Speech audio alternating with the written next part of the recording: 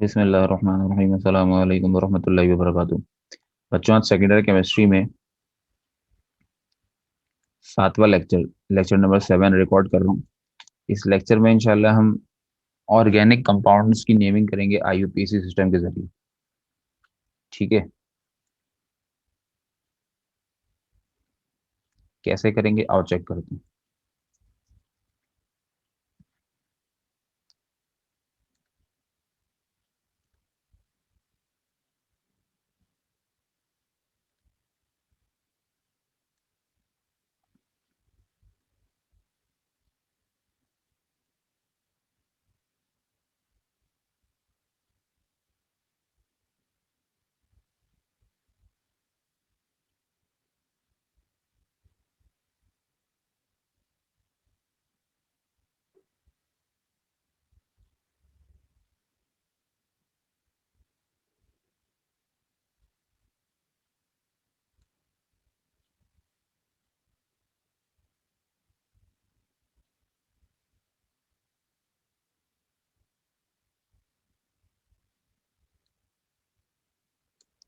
अच्छा जी, बिस्मिल्लाहिर्रहमानिर्रहीम। बच्चों थोड़ा ध्यान से मेरी बात सुनो।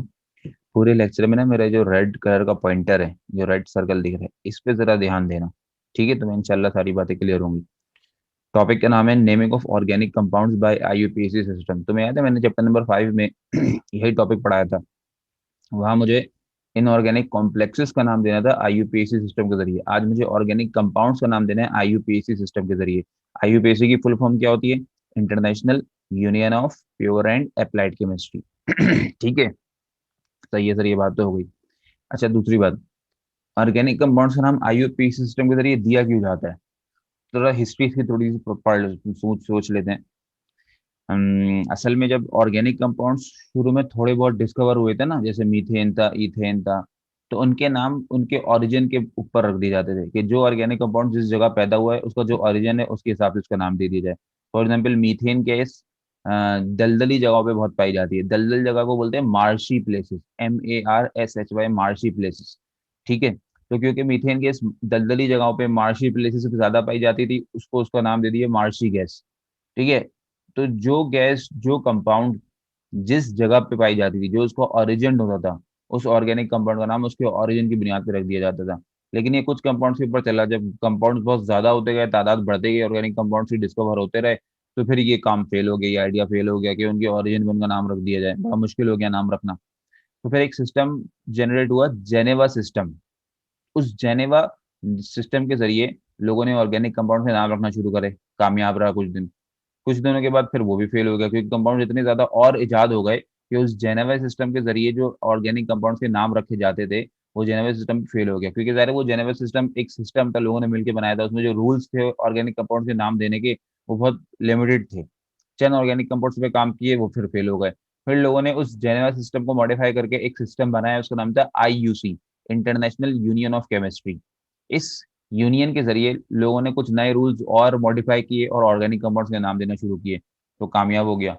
काफी वक्त तक ये IUC system, international union of chemistry, ये सिस्टम चलता रहा। इस सिस्टम के कानून की बुनियाद पे, रूल्स की बुनियाद पे लोगों ने जो है ऑर्गेनिक कंपाउंड से नाम रखना शुरू किया। लेकिन जब कंपाउंड बहुत ज्यादा हो गए, डिस्कवरी बढ़ती गई, स्पीड में होती रही, तो ये IUC सिस्टम भी फेल हो गया। फिर इस IUC सिस्टम को मॉडिफाई करके एक नया सिस्टम बनाया गया, जिसका नाम दिया international union of pure and applied chemistry, जो कि IUC सिस्टम से मॉडिफाई होकर IUPAC सिस्टम में कन्वर्ट हुआ। और इस सिस्टम के रूल्स इतने जबरदस्त, इतने खानदानी किस्म के थे कि आज तक चल रहे हैं। और आज तक जो ऑर्गेनिक कंपाउंड इजाद हो रहा है, पैदा हो रहा है, इन्हीं की रूल पे, इसी सिस्टम के रूल्स की बुनियाद पे उस कंपाउंड का नाम रखा जा रहा है, और वो नाम बिल्कुल सही हो रहा है। तब ये रूल कहता है कि आओ इसी को पढ़ते हैं बच्चों। आगे बढ़ने से पहले मुझे एक बात का जवाब दो, ये तस्वीर तुम्हारे सामने किस चीज की है? जंजीर है सर, चेन है। किसकी चेन है? मेटल की चेन है, लोहे की जंजीर है। ठीक है सर। अच्छा, ये भी क्या है? सर ये भी जंजीर है, ये भी चेन है, ये लोहे की मेटल की चेन है। अब मैं नहीं बोल रहा कि हाथ पे पहनने की चेन है, सर पे पहनने की चेन है, मुझे मतलब नहीं है। मैं सिर्फ पूछ रहा हूँ चेन है कि नहीं। हाँ सर चेन है, मेटल की चेन है। ठीक है। अच्छा मुझे बताओ, इस चेन में ये जो मुड़ा हुआ हिस्सा है, जो फोल्ड हुआ हुआ हिस्सा है, कि ये चेन का हिस्सा नहीं है? हाँ है सर। एक चेन है, उसको मैं ऐसे फोल्ड करके रख दूं, इस तरह फोल्ड करके, तो वो है तो चेन, फोल्ड करके रखा है। ये मेरी उंगली है, इसको मैं ऐसे रखूं या बंद कर रख रख लूं, है तो मेरी उंगली, तो ये चेन है। इस चेन को ऐसे फोल्ड करके रख दूं, तो ये फोल्ड हुआ हुआ हिस्सा भी चेन का है, ये सीधा हिस्सा भी चेन का है। कि चेन को जैसे भी रखो चेन तो चेन ही है। ठीक है सर, ये बात तो समझ में आ गई। लेकिन अगर इस चेन के ऊपर मैं एक चेन बीच में कहीं अटैच कर दूं, ये देखो, ये पूरी चेन थी, इसको मैंने मोड़ के नहीं रखा, यहाँ पे तो मैंने मोड़ के रखा, मैंने कहा भाई मोड़ के रखो, कैसे भी रखो, चेन तो चेन है, जिस अंदाज में भी रखो। लेकिन एक चेन में मैं एक नई चेन ऐड कर दूं, यानी चेन के बीच में एक नई चेन ऐड कर दूं, तो किसी भी चेन के दरमियान में जो चेन ऐड की जाती है ना, उसको बोलते हैं ब्रांच। क्लियर? बात दिमाग से रखना।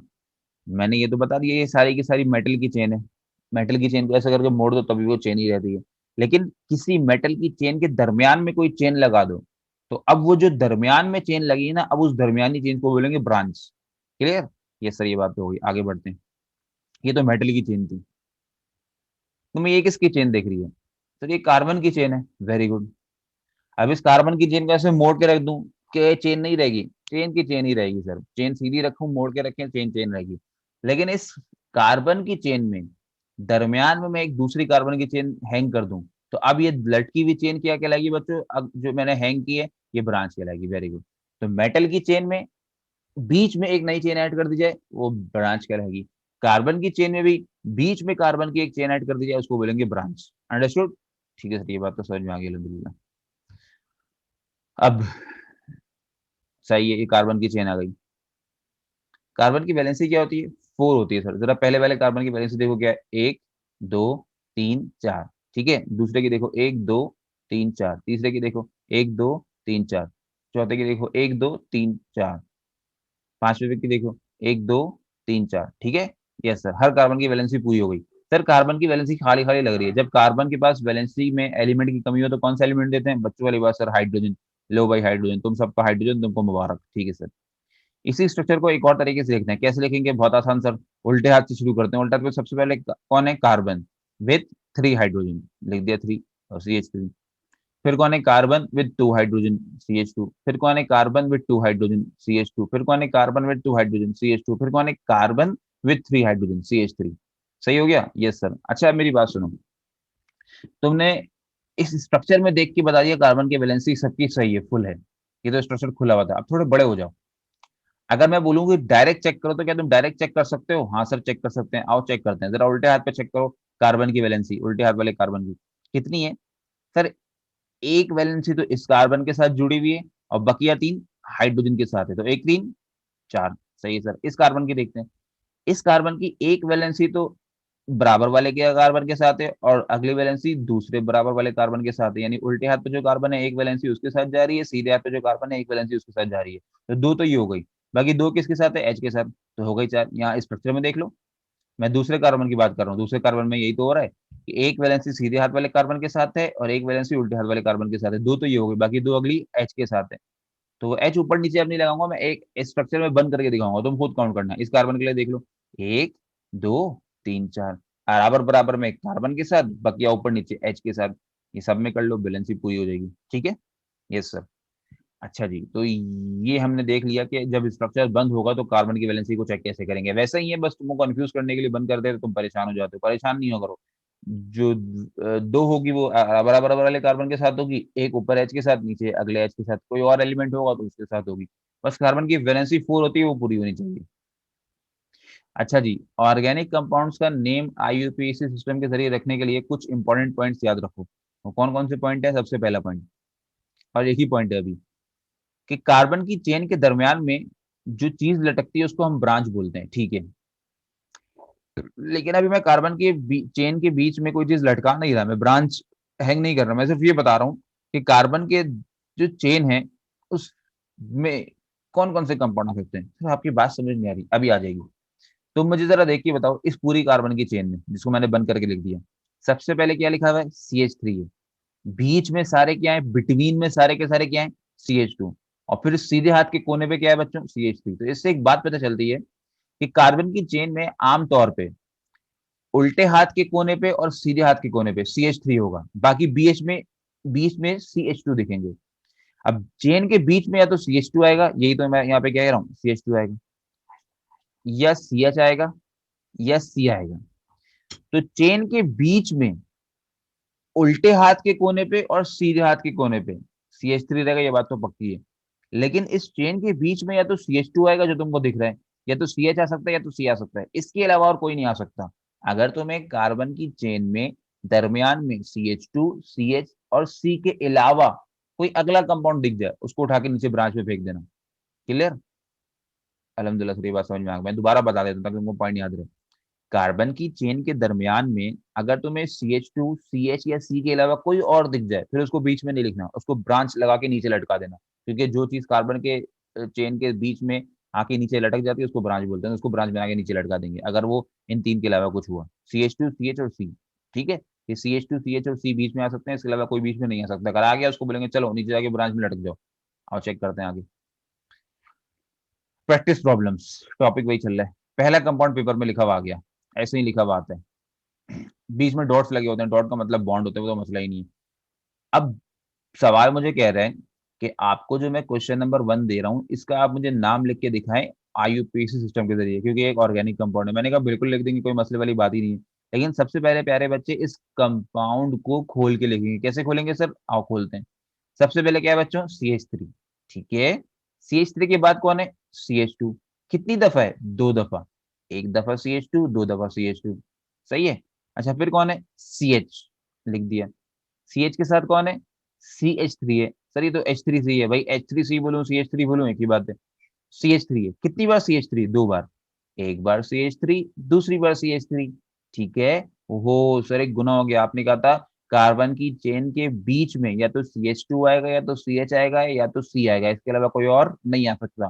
तो क्या कोई कोई आ रहा है? हाँ सर आ रहा है, ये देखे ना, ये कार्बन की चेन में बीच में CH3 आ गया। आपने अभी बताया था कि बीच में सिर्फ CH2 आएगा, या तो CH आएगा तो C आएगा, इन तीन के अलावा कुछ नहीं आ सकता। तो CH3 आ गया, ओहो बड़ा अफसोस हुआ।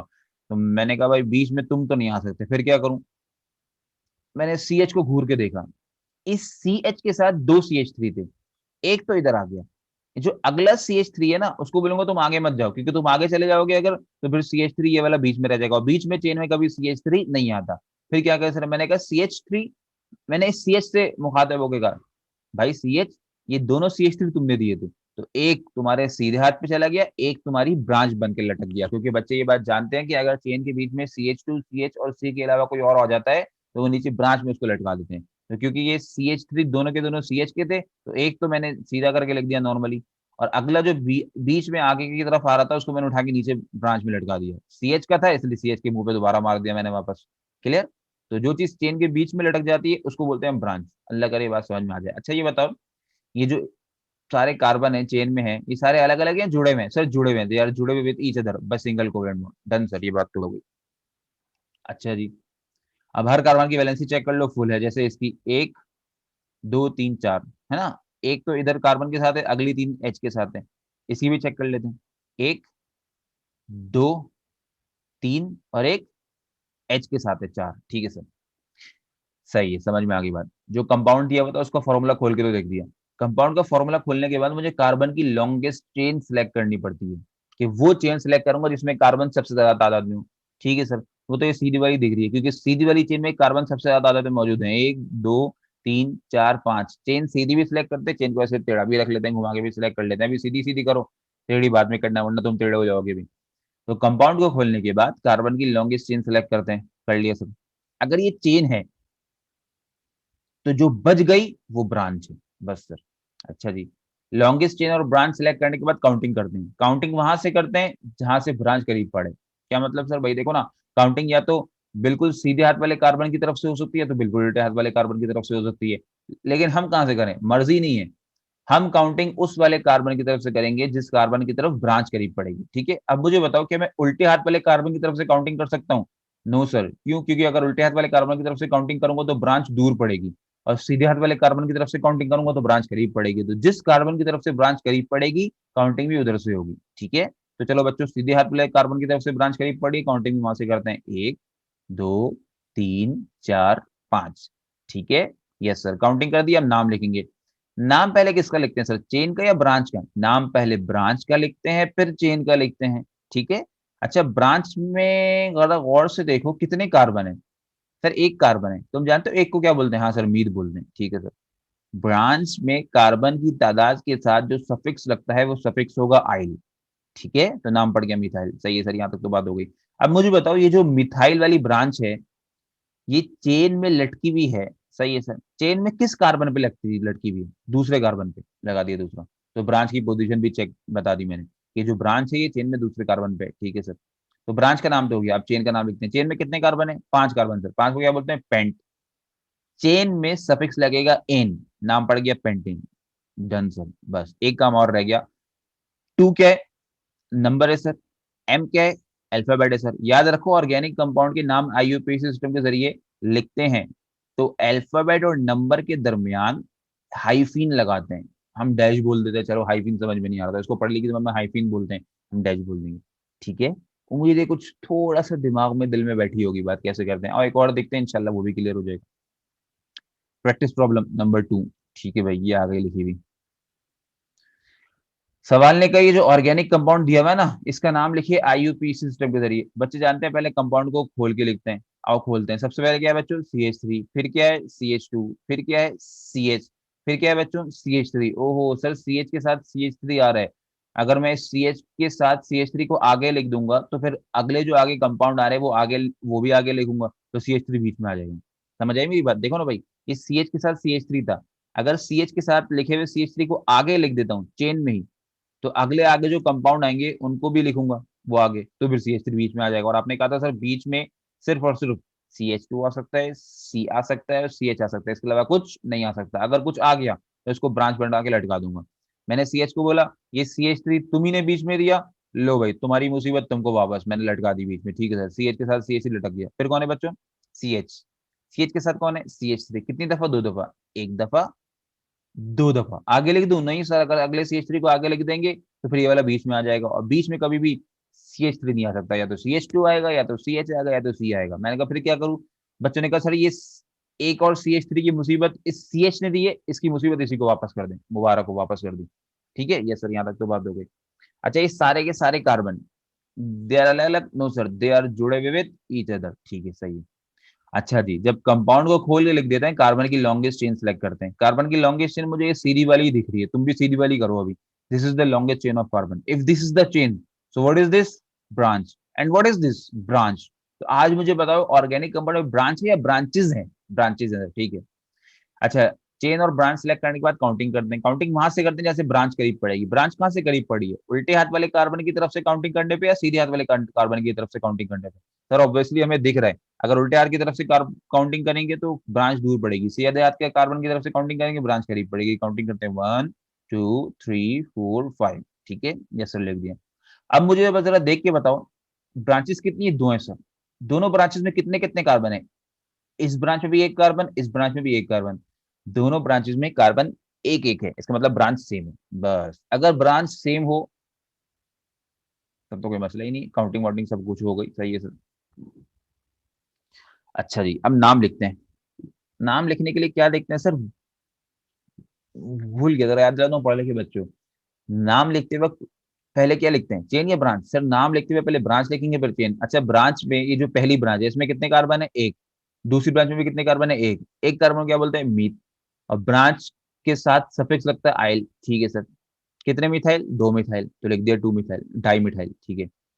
अच्छा, पहला वाला मिथाइल किस पोजीशन पर है? 2 पे। अगला किस पोजीशन पर है? 3 पे, है ना? देखो पहला वाला मिथाइल दूसरे कार्बन पे लटका हुआ है, तीसरा वाला मिथाइल तीसरे कार्बन पे लटका हुआ है, तो 2 3 डाई मिथाइल, सही है सर।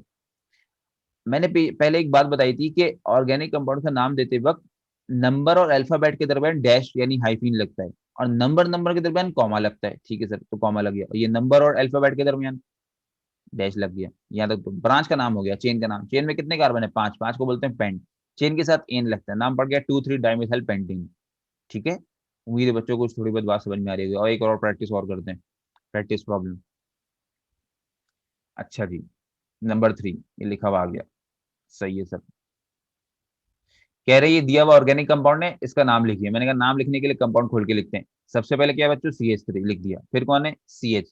CH के साथ कौन है? CH3। सर CH के साथ CH3 बीच में आ रहा है, तो बीच में कभी भी CH3 नहीं आएगा, बीच में या तो CH2 आएगा या तो CH आएगा या तो C आएगा। अगर कोई और आ गया तो उसको थप्पड़ मार के नीचे लटका देंगे। मैंने कहा CH, ये CH3 तुम्हारी मुसीबत थी, तुम अपने पास वापस ले लो, दे दी, ठीक है सर। फिर कौन है? CH। फिर कौन है? CH3। ओहो, CH3 फिर बीच में आ गया। मैंने कहा CH, ये CH3 तुम्हारी मुसीबत है, वापस ले लो, ले ली। फिर कौन है बच्चों, CH। CH के साथ कौन है, CH3। कितने CH3, दो हैं, एक और दो। आगे लिखता तो वह बीच में आ जाता है, बीच में नहीं आ सकता। मैंने कहा CH, ये CH थी, तुम्हारी मुसीबत थी, तुम वापस लो। ठीक है। अच्छा, ये चेन में जितने कार्बन, दे आर अलग अलग, नो सर, दे आर जुड़े हुए विद ईच अदर। ठीक है सर। कंपाउंड खोल के तो लिख दिया। कंपाउंड खोलने के बाद कार्बन की लॉन्गेस्ट चेन सेलेक्ट करते हैं। अभी तो यही दिख रही है सर, this is the longest chain of carbon. If this is the longest chain, तो what is this, branch. What is this, branch. What is this, branch. How many branches, 3 branches sir. ठीक है, अब काउंटिंग करेंगे। Counting उस तरफ से करेंगे जिस तरफ से ब्रांच करीब पड़ेगी। अगर मैं सीधे हाथ वाले कार्बन की तरफ से काउंटिंग करता हूँ 1 2, तो ब्रांच दूसरे नंबर पर पड़ेगी। अगर मैं दूसरे हाथ वाले कार्बन की तरफ से काउंटिंग करता हूँ 1 2, तब भी ब्रांच दूसरे नंबर पर पड़ेगी। अगर ब्रांचेस सेम हो, देखो ना भाई, सीधे हाथ से काउंटिंग करने पे जो दूसरे नंबर पर ब्रांच है, उस ब्रांच में कितने कार्बन है, एक कार्बन है सर। ठीक है। उल्टे हाथ की तरफ से काउंटिंग करते वक्त जो ब्रांच करीब पड़ रही है, उस ब्रांच में भी कितने कार्बन है, एक कार्बन। तो दोनों ब्रांचेस सेम है। तो प्यारे बच्चों, अगर ब्रांच सेम हो और पोजीशन भी दोनों की सेम हो, कि सीधे हाथ से काउंटिंग करने तो सेम पोजीशन पे, उल्टे हाथ से काउंटिंग कर रहे हैं तब भी सेम पोजीशन पे। सीधे हाथ से काउंटिंग कर रहे हैं तो देखो यहाँ पे दूसरे नंबर पर पड़ी है, उल्टे हाथ पे काउंटिंग कर रहे हैं तब भी ये दूसरे नंबर पर पड़ी है। तो अगर ब्रांचेस सेम हो और पोजीशन भी सेम हो, तो काउंटिंग वहां से करेंगे जहां से दिल करेगा। ठीक है भाई, अगर मैं सीधे हाथ से काउंटिंग करता हूँ तो दूसरे नंबर पर पड़ी है, उल्टे हाथ से काउंटिंग करता हूँ तब भी दूसरे नंबर पर पड़ी है। तो पोजीशन तो सेम है और ब्रांच भी सेम है, दोनों में, दोनों ब्रांचेस में एक एक कार्बन है। तो अब काउंटिंग वहां से करूंगा जहां से मेरा दिल करेगा। तुम्हारा दिल करे सीधे हाथ से काउंटिंग कर लो, मेरा दिल कर रहा है मैं उल्टे हाथ से काउंटिंग करूंगा। ये देखो मैंने उल्टे हाथ से काउंटिंग कर ली, देखो 1 2 3 4 5। ठीक है, तो बच्चों उम्मीद है बात समझ में आई होगी। अगर ब्रांच सेम है तो काउंटिंग वहां से करेंगे। आई एम सॉरी, अगर ब्रांच सेम है और ब्रांच की पोजीशन भी सेम है, तो काउंटिंग वहां से करेंगे जहां से दिल करेगा। ठीक है, और ब्रांच सेम है, पोजीशन सेम नहीं है, तो फिर काउंटिंग वहां से करेंगे जहां से जो ब्रांच करीब पड़े, जैसे हमने पहले किया था। ठीक है। अच्छा जी, अब बताओ ये सारी ब्रांचेस, तीनों ब्रांचेस डिफरेंट है या सेम है, सेम है सर। हर ब्रांच में कितने कार्बन है, एक एक कार्बन को बोलते हैं मीथ। ब्रांच के साथ सफिक्स लिखता है आइल। ठीक है सर, कितने मिथाइल है, 3 मिथाइल, ट्राई मिथाइल। किस किस पोजीशन पर है, 2 पे है, 3 पे है, 4 पे है। 2 पे, 3 पे, 4 पे। नंबर के दरमियान कॉमा, नंबर अल्फाबेट के दरमियान डैश। ठीक है सर, ब्रांचेस का नाम तो हो गया। अब नाम पड़ेगा चेन का। कितने कार्बन की चेन है, 5। 5 को बोलते हैं पेंट। चेन के साथ सफिक्स लगता है इन। नाम पड़ गया 2 3 ट्राइमिराइल पेंटीन। उम्मीद है बच्चों बात समझ में आई होगी। क्लियर। तो रूल याद रखो कि अगर ब्रांच सेम है और पोजीशन भी सेम है, यानी एक ही पोजीशन पर है, तो काउंटिंग वहां से करेंगे जैसे जो ब्रांच करीब पड़े। लेकिन ब्रांच सेम है लेकिन पोजीशन डिफरेंट, तो काउंटिंग वहां से करेंगे, उल्टा बोल गए। ब्रांच सेम है और पोजीशन भी सेम है, तो काउंटिंग वहां से करेंगे जहां से दिल करेगा। अब ब्रांच सेम है लेकिन पोजीशन डिफरेंट है, तो काउंटिंग वहां से करेंगे जहां से जो ब्रांच करीब पड़े। ठीक है, चलो भाई आगे बढ़ते हैं। एक और देख लेते हैं। कहने इस कंपाउंड का नाम लिखें। मैंने कहा नाम लिखने के लिए पहले खोल के लिखेंगे। कैसे लिखेंगे, सबसे पहले CH3। फिर कौन है, CH2। कितनी दफा है, 2 दफा। आ गया सर, हाँ बीच में CH2 तो आ सकते हैं। फिर कौन है, C। C के साथ कौन है, CH3। कितनी दफा है, 3 दफा। एक दफा, 2 दफा आगे लिख दूं, नो सर बीच में आ जाएगा, फिर कहाँ लिखूं। मैंने कहा भाई सी, ये CH3 तुम्हारी मुसीबत है, तुम अपने पास वापस रखो। तो देखो, सी के साथ 3 CH3 थे, अगर सी के साथ एक CH3, दूसरा CH3, तीसरा CH3। एक तो मैंने यहाँ लिख दिया, अगले 2 मुसीबत बन रहे थे, बीच में आ रहे थे, इसी को वापस कर दिया। दे आर जुड़े हुए विद ईच अदर। ठीक है सर। कंपाउंड खोलने के बाद कार्बन की लॉन्गेस्ट चेन सेलेक्ट करते हैं। This is the longest chain of carbon. If this is the chain, so what is this, branch. And वो और वो जो ऊपर वाली क्या है, जो है वो भी क्या है बच्चों, वो भी ब्रांच है सर। ठीक है, ये बात तो समझ में आ गई। अच्छा जी, अब काउंटिंग करते हैं। काउंटिंग करने का रूल याद है, यस सर। अगर ब्रांच सेम है और दोनों ब्रांचेस की पोजीशन भी सेम है, तो काउंटिंग वहां से करेंगे जहां से दिल करेगा। दूसरा रूल, ब्रांच सेम है लेकिन पोजीशन डिफरेंट है, तो काउंटिंग वहां से करेंगे जहां से ब्रांच करीब पड़ेगी, जो ब्रांच करीब पड़ेगी। ठीक है सर। अच्छा, यहाँ 2 ब्रांचेस दिख रही हैं, एक नीचे एक ऊपर है। दोनों की दोनों ब्रांचेस अलग अलग कार्बन पर, एक ही कार्बन पे, एक ही कार्बन पे है सर। चलो भाई, अब तो फिर काउंटिंग कहां से करूं। क्या मैं उल्टे हाथ वाले कार्बन से काउंटिंग कर लूं, नो सर। अगर आप उल्टे हाथ वाले कार्बन से काउंटिंग करेंगे तो ब्रांच दूर पड़ जाएगी। तो काउंटिंग कहां से करूं, सीधे हाथ वाले कार्बन से। ठीक है, तो काउंटिंग कर लेता हूँ 1 2 3 4 5। उस तरफ से काउंटिंग करी जिस तरफ से ब्रांच करीब पड़ रही थी। ठीक है सर। अच्छा, दोनों ब्रांचेस में कितने कितने कार्बन है, एक एक कार्बन है, ब्रांच सेम है ना। एक को क्या बोलते हैं, मीथ। ब्रांच के साथ सफिक्स लगता है आइल, मिथाइल। कितने मिथाइल है, 2 मिथाइल, डायमिथाइल। सही है। मुझे बाहर से किसी बच्चे ने कहा सर ये जो 2 मिथाइल हैं, ये दोनों मिथाइल किस कार्बन पे आ रहे हैं, दूसरे तीसरे कार्बन पे आ रहे हैं। मैंने कहा नहीं नहीं नहीं। फिर किस पे, तीसरे के चौथे कार्बन पे आ रहे हैं। मैंने कहा नहीं नहीं नहीं, मैंने कहा बच्चों ये जो दोनों मिथाइल हैं दोनों के दोनों टू पे ही आ रहे हैं। कॉमा डैश तो लग गया तो पता ही है, नंबर नंबर के दरम्यान कॉमा और नंबर अल्फाबेट के दरम्यान डैश लगता है। लेकिन एक चीज याद रखो, अगर ब्रांच सेम पोजीशन पर है तो तादाद तो लिखोगे डाइमिथाइल ट्राइमिथाइल टेट्रा पेंटा जो भी है, लेकिन जिस पोजीशन पर है ना वो पोजीशन अगर सेम है तो उस पोजीशन को दो बार लिखोगे उसकी काउंटिंग। क्लियर? जैसे यहाँ पे दूसरे वाले कार्बन पे दोनों ब्रांचेस थी तो इस दूसरी वाली पोजीशन को दो बार लिखा टू टू। अगर तीसरे वाले पे होती तो लिखता थ्री थ्री। चौथे वाले पे दोनों ब्रांचेस होती लिखता फोर फोर। तो जिस कार्बन के ऊपर ब्रांच दोनों मौजूद होंगी उस कार्बन की पोजीशन के नंबर को दो बार लिखूंगा। यहाँ टू पे थी लिख दिया टू टू, यहाँ थ्री पे थी यहाँ लिख दिया थ्री थ्री, यहाँ फोर पे थी यहाँ लिख दिया फोर फोर, अगर होती तो। ठीक है, तो बच्चों उम्मीद है ये बात समझ में आई होगी। तो ब्रांच का नाम तो लिख दिया, अब चेन का नाम लिखते हैं। चेन में कितने कार्बन है? पांच। पांच को बोलते हैं पेंट, चेन के साथ सफिक्स लगता है एन, नाम पड़ गया pentane, two two dimethyl pentane.